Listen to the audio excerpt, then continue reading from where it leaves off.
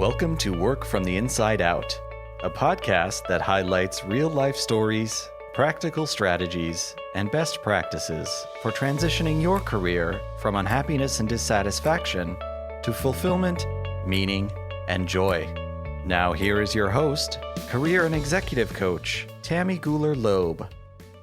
Hey everybody, I am really delighted to introduce today's guest, Ora Grodsky. Ora is co-founder of Just Works Consulting. With over 25 years of experience as an organizational development consultant, she specializes in helping individuals and organizations working for social justice thrive by facilitating processes that create alignment, clarity, and increased effectiveness. Ora's early work as an acupuncturist, academic dean at the New England School of Acupuncture, and co-founder of the AIDS Care Project taught her that organizations must, much like the human body, are systems with interdependent parts, all needing careful attention and care. This understanding led her to ask, how can we humans work together to create a more just and sustainable world while working in equitable ways, nourishing and sustaining our own lives and spirits? This question guided her return to graduate school at the Harvard Graduate School of Education and has been the foundation of her work as an organizational development consultant ever since. Her new book, Justice, Love, and Organizational Healing, A Guide to Transformational Consulting, offers insights and wisdom from her deep experience partnering with organizations and individuals to foster healing and health and aligning and integrating their values, aspirations, and operations to more effectively meet their important missions. Please join me in welcoming Ora Grodsky. Welcome, Ora. So happy to have you on the podcast. Thank you, Tammy. It's great to be here. Thank you. So tell us, we always like to begin at the beginning on Work from the Inside Out. So tell us a little bit about your formative years and how they may or may not have informed where you are today. Thank you. I love that you do this on the podcast. It's always interesting to hear other people's stories, and I'm happy for the chance to share mine. So I was born into a New York Jewish family in the 1960s. 3 out of my 4 grandparents came to the U.S., escaping pogroms before the Holocaust. But I got really with my mother's milk, the message that we are here to do what in Judaism we call tikkun olam, to repair the world, to work for justice. My parents were involved in civil rights, and my mother was very involved in the second wave feminist movement. And so I really understood my call was to make sure that the terrible things that had happened to my grandparents and my ancestors who didn't get out of Eastern Europe would never happen again. And the way that I was raised meant that means everybody. That's not an exception because our people experienced a great deal of trauma. So many different peoples have experienced trauma and persecution and oppression that it's our job to, while we're here on this earth, to work towards a better world that works for all. So that's just a foundational understanding that I came into this world with. And of course, how does one do that? Right. It is a very, very big question and not an easy answer. And so I, like your daughter, went to Boston University and studied with Howard Zinn, who at the time was not yet famous, was just a great professor, and found myself after 2 years too politicized to stay in school, like understanding something about how the world works. How can I spend time in school while there's so much suffering? So I went out into, say, well, what is it that I can do? And found myself fairly skillless, but very interested in food and food. What is now called food justice. And so I worked in restaurants and with the person who later became my husband, started a pre-order food co-op and kind of interested in those issues. And I was working as a baker and injured my wrist and went for acupuncture and had a very cosmic experience on the table and really heard this is what I'm supposed to do. I'm supposed to be an acupuncturist. And so I went back to school, went to acupuncture school, finished up undergraduate, and minutes after I graduated, bizarrely at age 25, became the academic dean of the New England School of Acupuncture, which was an incredible experience of learning by reinventing the wheel. Wow. And had an acupuncture practice and was very passionate about acupuncture. I went to China to study a couple of times, and with some colleagues in the early days of the AIDS and HIV epidemic, started a clinic for people with AIDS and HIV infection that you mentioned. That was just an incredible experience of working together with my colleagues to start this organization, but also of creating just a place of love and care for so many people whose lives were devastated. Mm-hmm. A place that people came where they really experienced being cared for. Their bodies felt better as a result of acupuncture, but that experience of creating that organization, which unfortunately doesn't exist anymore, but at a time was the largest holistic healthcare clinic in the US for many years, and learning about organizations from running the acupuncture school with my colleagues and learning how to teach really prompted, as you said, this question of like, well, what do people know about how people come together to do good work, to help people make choices? What are the contexts that create the environments in which people are HIV infected and drug addicted? How do we impact the world upstream from those crises? And so that prompted my return back to graduate school and a transition into organizational development 30 years ago. Wow. I love hearing about your journey and the way that you folded in your roots and the lessons learned at a young age. And then also, though, seeing what was in front of you and what you were experiencing and stepping into things along the way. I think sometimes when people are trying to form a career or their work life, they are focused on what they think they're supposed to be doing or the shoulds. And I think you also followed what you felt you were supposed to be doing, but it was from an internal place. Yes, that's true. Yeah. And it was not, I can tell the story in retrospect, like, oh, it was a lighted highway and I just drove along. But feeling around like, what is it? I know there's something here. What am I supposed to be doing? Or what's calling me? Now, I'm curious, when you were, I want to go back a few steps. Sure. So you went to acupuncture school and you said at 25 years old, you became the academic dean. Am I getting that right? You are getting that right. What were they thinking? What were they thinking? Yeah. There was a tragic story in there that involved somebody dying and a vacancy. I see. But it was a much smaller profession in 1986. Yes. Now it's really a different profession than it was. Yeah. And so I was available and, really loved the people who were running the school and it died. And so it was just a thing that happened. And I did that. Sure. And it's like what do they say? You're learning to fly the plane as you're getting your pilot's license kind of thing in some ways. I felt that every day. Yes. Yeah. And then, so you were the academic dean and started the HIV/AIDS clinic. Was it under the auspices of the New England School of Acupuncture? Was that in tandem during that time? It was a project of New England School of Acupuncture, and then we became our own separate nonprofit. I see. I see. So did you leave the New England School? Well, obviously you left it at some point, but I was just curious about how the convergence of those things and the training in China, how that all kind of evolved.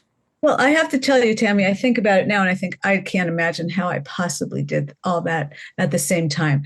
But AIDS Care Project, we were volunteer acupuncturists, and I was board and chair of the board at some point. But we had a paid staff who ran the clinic. So that was, kind of a side thing. Yeah. A lot of people who were graduates of the school donated their time to care Yeah. for them. Yeah.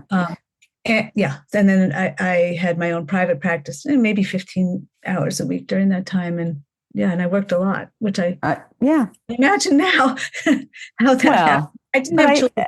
I think also that, when we're in our 20s and we find something we're driven to do, we're passionate about, we feel that purpose, it doesn't really matter how many hours. You're living your life, right? That's right. You That's feel right. that purpose. It was all very on purpose and very, there was a lot of sadness and tragedy, Oh, absolutely. Yeah. And it also felt like a gift, as the Quakers say, to be used well. Yes. Yes. Which is how I feel in my work now as well, Yeah. to be used well. Yeah. I didn't know that was a Quaker. I've heard that. What's that? That's where I learned it. So Oh, okay. I don't know if that's the origins. Oh, I didn't know that. You learn a new thing every day. So the work with the New England School and then the HIV/AIDS clinic, you decided somewhere along the way that going to grad school was a good idea. Well, what really happened is as acupuncture became a bigger profession, the school at me, we got it to a certain point, and then it needed more professionalization. And then I had these questions that I needed answered. We create organizations and systems that work for people, and how do we make choices together that are in the interest of health and create a more just world, so we're not having to solve the problems. So were you doing grad school at the same time, or did you leave the New England so I left school? School, and then I had my first daughter and graduate school when she was a baby. And I still taught the New England School of Acupuncture for a few years after that. But then when I graduated from the Harvard Ed School, then I went into working for a system that was part of the Department of Public Health, Department of Education in Massachusetts, called the Prevention Center System, that was about using the methodologies of organizational development, youth development, for public health promotion. So at that time, they defined, racism and homophobia as public health issues. I don't know where that is now. I hope that's still true, but we did a lot. So every community in Massachusetts was served by one of 10 centers around the state that had a cadre of facilitators who went into communities, into schools, and facilitated processes. I did a lot of work with young people, to peer leaders, to help them become health educators, educate about HIV prevention, about racism, with their peers. It was a beautiful strategy. And so then after a while there, I had my second daughter, and I was home with her for a year doing a little bit of consulting. And then I worked for the entity that was coordinating the 10 centers. And that's where I really understood kind of organizational development, and learned a lot about that. And then went out on my own, in 2000, went out on my own as a consultant. I see. And what made you decide to go out on your own as a consultant? What was that decision about? Well, in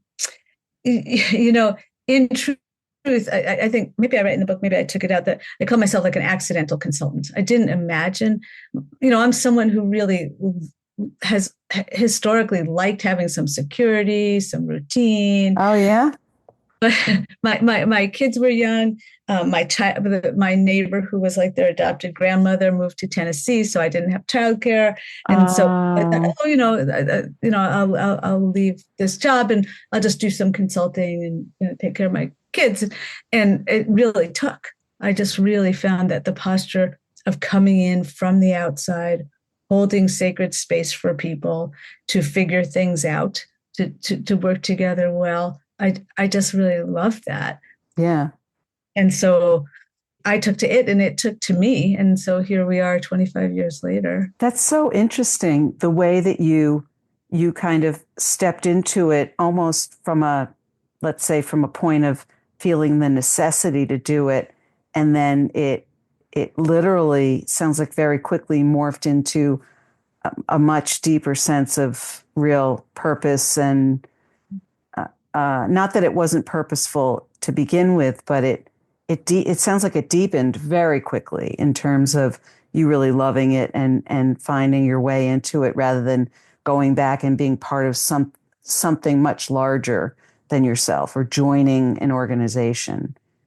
I think that would have been wonderful if that was my experience at the time. But at the time, I think I had a lot of questions about, like, is this going to work? How do I do this? Mm-hmm. What do I need to know? I felt like, okay, I had a lot of different pieces of what organizational development was. Yeah. The way I describe it is that, like, I had all the squares for the quilt, but I didn't have the batting, and I didn't know what squares I didn't have. Mm. And so I'd say it took me a few years. Yeah. And I didn't have an expectation of working full time because my children were young, and that was very helpful. Right. But of really filling in, of learning, of understanding the contours of what is this thing called organizational development consulting? What is it? What is my offer? What is it I'm good at that I love doing? And so the book that I wrote is really the book I wish I'd had 25 years ago. So let's talk about that. Justice, Love, and Organizational Healing, a Guide to Transformational Consulting. Who's your primary audience for that book? Consultants, it sounds like. Primarily it is consultants. And the person I wrote it for was me 25 years ago, as I said. The person who really is called to consulting is trying to figure out what it is, or has been consulting for a while and just wants, several people, I've heard from a lot of people who are like, this just resonates and affirms. I've been consulting for a while. This is helping me really understand what I've been doing, putting some more frameworks or context around it, particularly consultants who, white consultants, I would say, who have, white consultants who have been consulting and really wanting to figure out, okay, I know this thing that exists out there called racism and oppression. What's my role? I do that. And then so yes, people who are consultants, consultant curious, just starting out in consulting. But I've really heard from a lot of people that it's also very resonant for any organizational leaders who are looking to facilitate transformational change in their organizations. And that it isn't just for consultants, that it really gives a lot of frameworks, a lot of ways of being, ideas that are very useful for non-consultants.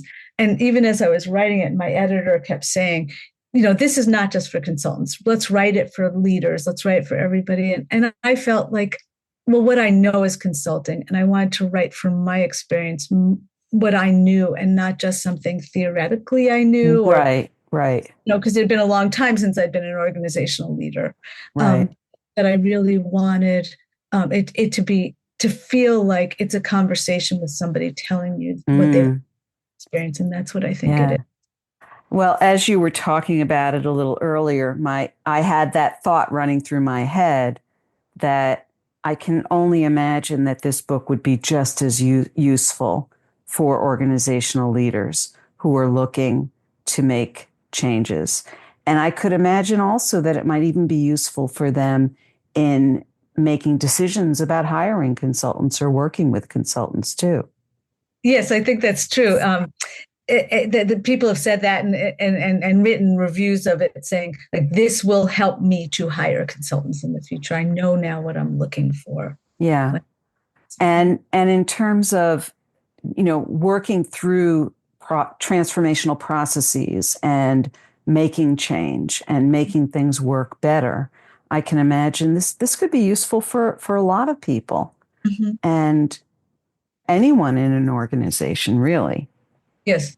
I have a young friend who works in a nonprofit who suggested this to everyone on her board. Love it. Love that. Love that. And so what are some of the key frameworks that you bring to light in the book that you think, the reason why I'm asking that is because people listening to this podcast are going through some of their own changes. And when I think about organizational change or even individual change, people who are thinking about what's next for them, they are thinking about what kind of organizations they want to be involved with. What are the things they might be looking for in an organization. And I think a book like yours can also help them look through the lens of the frameworks of what kinds of things might they look for in an organization, what the organization has done or is doing to foster change or to support improvements along the way, to, to build in more equity, things like that. And I could imagine that your book provides frameworks for people to see those things, even if they're not in the midst of it. Yes, I think that's right. In terms of important frameworks, I really love the name of your podcast, Tammy, Work from the Inside Out. And I think that is the most important thing that anybody can do, and particularly folks who hold leadership in any kind of way, is really understand ourselves well. Yeah. Is to have practices that help us regulate our nervous systems. As we're moving through now, the opportunities to be swayed by fear, to get sucked into scarcity. I believe that's by design, and it's around us all the time. Absolutely. I think what we need to do, there are scary things happening. It's not that that's an illusion, but to have our practices that help us to understand when we're dysregulated, when it's kind of got us in that grip and we're tightening. Yeah. Things like meditation and yoga and time in nature and, conversations with dear friends and all the things that help us to be regulated is so very important at all the time, but particularly in this time. And so you could think, well, that's just a throwaway time. And I want to say it's the most essential thing. I agree. Yeah. Because it does come from the inside out. It does. And it impacts us, but we need to do that. Yeah. And as you practice, and I think the word practice comes about often in these things, as you practice these things, you are even more tuned in to noticing when those fears, when any kind of anxiety crops up, so that then even better how to address it, how to regulate, so that you can move through. It's not about, we all know that these things are happening around us and are impacting us, but how do we fortify ourselves and move through them and stay true to ourselves at the same time, right? And not just be reacting. Exactly. Because if we're just reacting, we perpetuate the violence around us. Exactly. You're not able to move in ways that counter forces that we're. Right. I totally agree. So, and of course it's both and. I do think for some people spending 14 hours a day in meditation actually is wonderful and great. For me, what Thich Nhat Hanh calls engaged Buddhism. I'm not a Buddhist, but we do the practice inside, and then we're acting and moving through the world from that internal place. And, for me, it's not just like, okay, I get regulated and now I'm good. Throughout the course of the day, there's lots of scary things happening. I have to constantly come back to it's not that that's not true, but who am I and how am I keeping myself regulated so I know how. And so you asked the question of, well, so how do people, what are some good frameworks for knowing where they might want to go? And I would say, as you get in touch with your internal workings, your nervous system, the contexts that help you to be, I'm going to continue to use the word regulated, which is a nervous system regulated. What do those feel like? What is you? I think it's really important. Yeah. That practice, that way of re-regulating ourselves constantly gives us the access to that information. Right.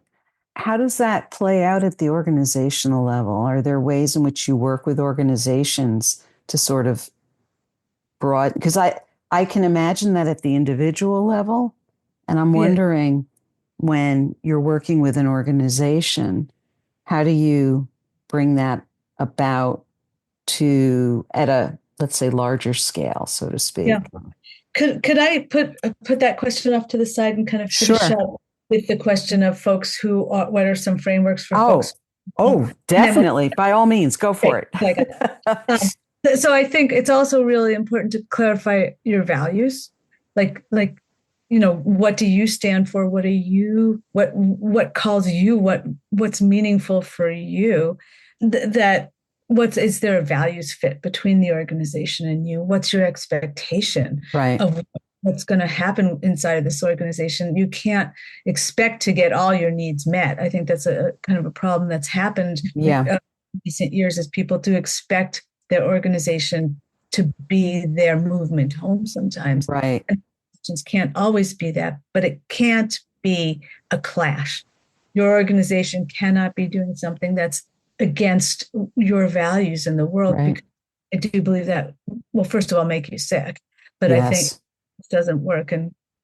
Um, and then kind of what are the ways of being of the organization? How are people with each other in that organization is really important too. Is that a way that works for you? Are you going to be able to be in your human self as you come into work doing the work that you want to do? What is that organization about? Is it aligned with yourself? So I just want to give those. No, I appreciate that. And in fact, I want to ask another question about that, because I think those things are the core of what, if people stay connected to those things, those values, and what really is, the essence of what it is that really matters to them, right? Those are the things that really keep people going forward as opposed to feeling stuck. So, in terms of how people even begin to identify what their values are, we talk about values. Some of us are very clear about what those are. Some of us might need a little help figuring out how do we really articulate those, or how do we know when we're really aligned in an organization or even within ourselves in various work situations, if we're really operating in alignment. What are some ways that you've worked with people to identify those values, or bring those about, so that, as I can imagine, that's part of the regulation that you point to? Yeah. Well, that's a great advertisement for coaches, for working with a coach who can help you to do that, or leadership training. There are also books, I can't think of one off the top of my head, that lead you through activities of identifying your values. I think it's a great, I'm a very big fan of critical friendships, of having friendships where we can have these conversations together about like Yeah. what matters to us, and tease Yeah. through. As I was writing the book, if you read the acknowledgments, there's like 30 or more people that I thank profusely, because there were so many people who were in critical conversation with me, helping me to get clear about what do I really think, what do I really believe, not values, but really get down to a deeper truth. And so I think that's important, to have relationships, build Yep. relationships, have Yep. those kind of conversations. Absolutely. Absolutely. So, and then in terms of taking that to that organizational level, what Yes. kinds of things do you point to in terms of, especially organizations that are going through transformations, in your Yes. work with them, and what Mhm. frameworks you bring to them through your book? Yeah. Well, I think it is really important for organizations to define together, what do they stand for, what are their values, or sometimes it's guiding principles, or what are our ways of being together, and have those conversations, both at an individual, as part of the process, people to connect with what are their own, but then to have conversations together and together agree, yes, this is what we stand for. You could have Mhm. one person at the top kind of say, ta-da, this is what we stand for. And you don't build a team, a community of people Right. that really are working together towards what matters. And I think Right. that's a really essential framework, particularly as we move through these times, is what is it that we stand for? What is it we believe? What are we willing to do? What are we not willing to do? Right. What's called a strategy filter, because people are being asked to Mm.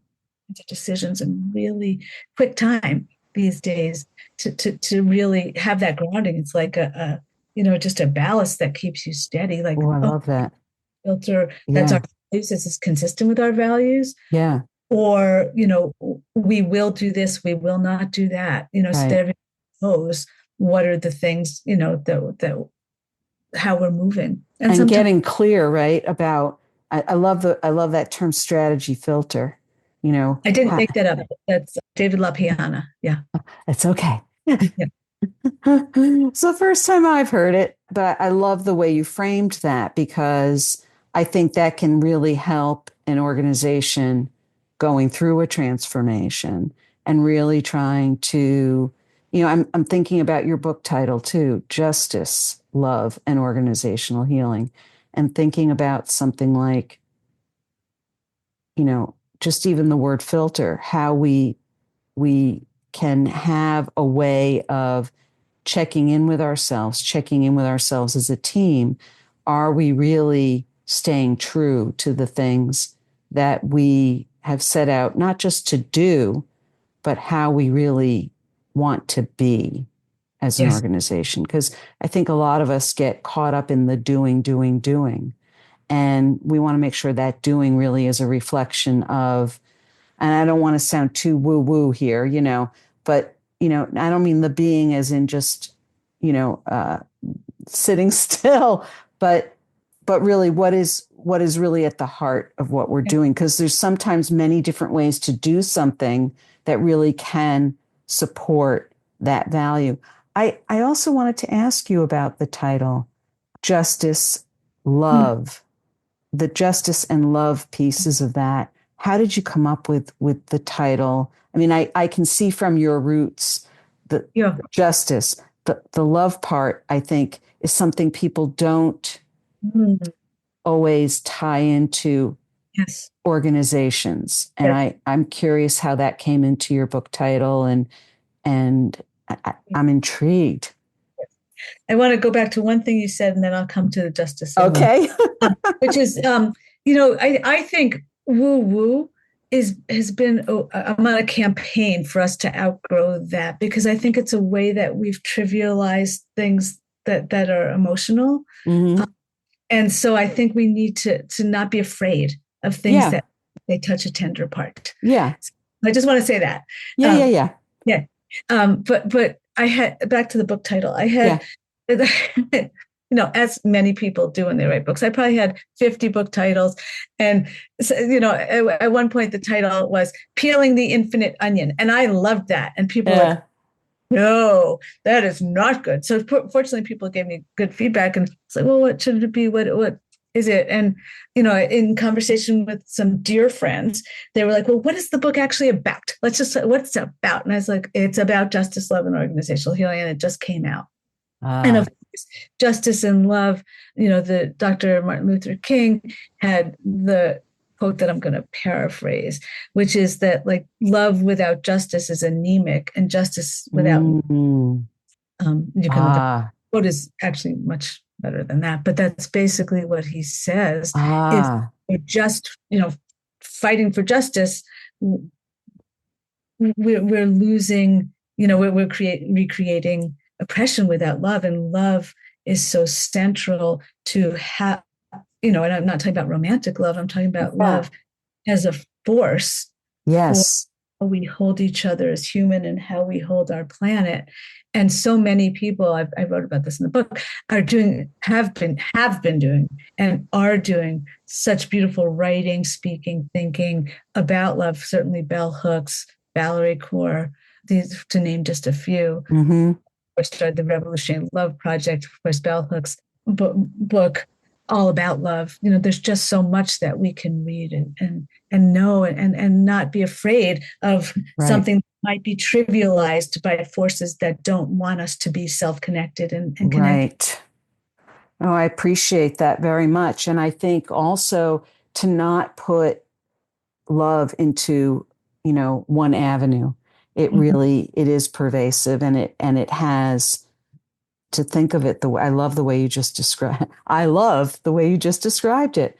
But I was curious to hear your intentions with it. And I knew we were going to get a great answer from you on that. So I appreciate that very much. So what else about, your work today and what you're doing today, it's a challenging time, and you're carrying as much as you can forward in a time where things are happening very, very quickly and in a chaotic way. What are some things that you're bringing to organizations or trying to do to help people stay connected to those cores? Yeah. Well, I heard this wonderful quote this morning from Heather Cox Richardson. Basically, I wrote it down, but I don't have it here. But basically, we have connection and joy. We have to stay connected to that. Yes. That is antidote to fascism. I'm paraphrasing her, but it's entirely true. And so, how do we build? I think part of our work as human beings has been and really is in this moment to hold complexity, to hold that grief and fear, and a time of connection and joy. And all these things sit side by side. And, having been present during the AIDS epidemic, I think that was great learning from that time that I carry forward. Sure. I also want to leave you and your listeners with one key framework. Yes. If I only had one thing, it would be this thing. Yes. Which is POP, which was developed by Leslie Shull Jaffe and Randall Alford. And it says for everything, for every conversation, for every planning process, for everything we do, we ask, what's the POP? Oh, I love it. And the first P is for purpose. Why are we doing this thing? Why? And there's only ever purpose. If you find yourself saying, and this, and this, and this, that's not the purpose. The purpose is one thing. And the O is for outcomes. Where do we want to be? What do we want to have at the end when we are successful with this? And the process is, and the second P is process. What are we going to do? Right. So for everything, for our conversation this morning, Tammy, we might have said, well, the purpose is to introduce some ideas to your listeners. And the outcomes are, well, we want to hear Ora's story. We want to talk some about ideas in the book, and we want to leave people with some good process. Right. So those are the outcomes we're hoping people have. And the process is we're going to have a nice conversation. You're going to ask me some questions, and we're on Zoom. So we're smiling at each other. So that's really nice. But that's our POP. And so for everything, my kids grew up, with this POP framework. And when they started to go to meetings in high school and college, I remember one of my daughters called me up and said, can you believe this meeting was so terrible? They had no POP. I love it. Oh my gosh. And I think it is, just to take the time to make sure we're all in the same conversation at the same time. We have the same understanding of why we're doing something and where we're going. Even if that is, we're just going to chill together for an hour. There's no outcome we need.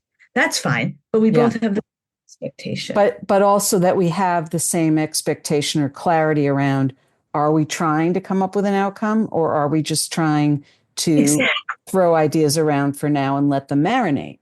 Exactly. Right. Exactly. Right. So all of our nervous systems can relax. We know what's going to happen, or maybe we're just going to be in an inquiry and we don't know what's going to happen, but that's fine. We agree to that. Right. So that's what it is. Right. And so if I leave you all with just that, it will have been a satisfying time for me. Well, it's a satisfying time for me too. And I really appreciate you being here. I can't encourage people enough to get their hands on your book, because I do think that it goes way beyond consulting. I think there's a lot of lessons within it that can help anybody who is thinking about what does it mean to go through some type of transformation with a way of staying connected to oneself, and in a way that's authentic and keeps you really in alignment, right? And regulated. I love that word regulated too, because I don't usually hear that word especially in connection with meditation and yoga. I don't hear regulation as part of that. Yeah. But then again, maybe I'm not traveling in the same circles, but I really, really appreciate where you've taken us. What is the best place for people to find you and learn more about your work? Thank you for asking. So I have a website, which is just JUST -works, WORKS.com. So Okay. orabooks.com is the best place to find me. And the book is available wherever books are sold, online, sometimes some bookstores. And if you go into a bookstore and look for it and they don't have it, please do ask for it. And Yes. if you have it, and you can request yours to have it. And if you read the book and have thoughts about it, please do write a review on Goodreads or even on Amazon, even if you didn't buy it there. Yeah, great. And, support your independent bookstores too. Even if they're not Exactly. carrying it, they can order it for you. Exactly. And bookshop.org is a great alternative to Amazon and right. Exactly. I'm all over that. And public libraries too can order it as well and put it on their shelves. So there's all kinds of ways to get your hands on Ora's work and to be in touch with her. I strongly recommend that you find out what she's up to and what she's doing. Ora, thank you so much for being here. I'm definitely going to be popping all over the place now. Yay! Yay! I love it. Thank you so much, Ora. Tammy, thank you. It was a pleasure. Thank you. Thanks for sticking around to the end of my interview with Ora Grodsky. What is your key takeaway from our conversation? If you are interested in any of the resources mentioned in today's podcast, you can find them in the show notes on my website at tammygullerloeb.com/podcast. Just look for episode 274. And while you're there, you can also subscribe to the podcast so you don't miss any episodes. Did you know that ratings and reviews on Apple Podcasts can help this podcast reach more people and help them move their careers in more meaningful directions? Click on the Apple Podcast button and leave an honest rating and brief review. Thank you so much. Are you anticipating your next professional move? Check out my award-winning book, Work from the Inside Out. Break through 9 common obstacles and design a career that fulfills you. It's available through my website, Amazon, Barnes & Noble, independent bookstores, or through your local library. You can also help sustain this podcast by buying me a cup of coffee at buymeacoffee.com/TammyGL. Since this podcast is self-funded, your support is acknowledged and appreciated. Thank you so much for listening. And remember, it's never too late or too impossible to increase your sense of fulfillment and satisfaction in your work and other meaningful activities. Let me know how it's going for you. I'd love to hear from you. Bye for now. Thank you for listening to the Work from the Inside Out podcast. For more information, you can find us at www.workfromtheinsideout.com.